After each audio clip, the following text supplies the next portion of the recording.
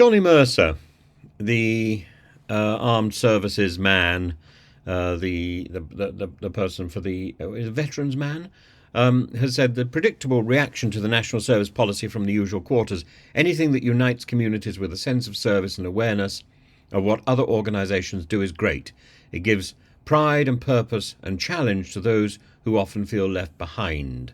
Well, the Labour MP Jonathan Ashworth says it's a half-baked gimmick because, of course, it's not properly funded. And meanwhile, Zach Goldsmith, who probably does feel a bit left behind, certainly in the loyalty stakes, which he's not very good at demonstrating, has said that he understands the anger towards Sunak. He's a Conservative peer in the House of Lords. I understand the anger towards Sunak, who has damaged the party almost beyond repair. It's not true. The damage was done by his predecessor, Liz Truss. Sunak simply hasn't been able to restore the party. And all but guaranteed the majority of his MPs will lose their job next month. It's hard to muster much sympathy, given that none of this would have happened without the complicity of a majority of the party, and what is now unfolding was entirely predicted, was entirely predictable, indeed predicted. Goldsmith says the hope is that when Sunak disappears off to California in a few weeks, there are at least some decent MPs left around which to rebuild. I don't understand the end of his sentence. He seems to be losing out on grammar there, but this is, after all, Twitter, and Twitter is not a bastion of grammar. There is one more very entertaining image of Alex Salmond, who's standing there looking like this in a rather portly sort of firm Alex Salmond sort of way. Bah! Bah! And he looks, frankly, as if he's as if he's caught in the middle of some sort of benediction. He looks faintly papal. Urbe et orbe.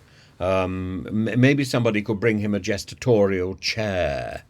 Anyway, he was launching the election campaign for the Alba Party in Dundee, and he says that the SNP's lack of progress on independence, Scotland is disillusioned by this, and that people would be wasting their vote with the Labour Party. They wouldn't get independence. We say to each and every election should be a mandate for Scottish independence, not waiting for a referendum that Westminster is unlikely to give, nor begging Sir Keir Starmer for a referendum. We've got 20 candidates around the country. Now, that's not bad for our first ever Westminster election, but that argument has to be introduced to the people of Scotland because the strategy of waiting for a unionist party to grant us a referendum is unlikely to be successful.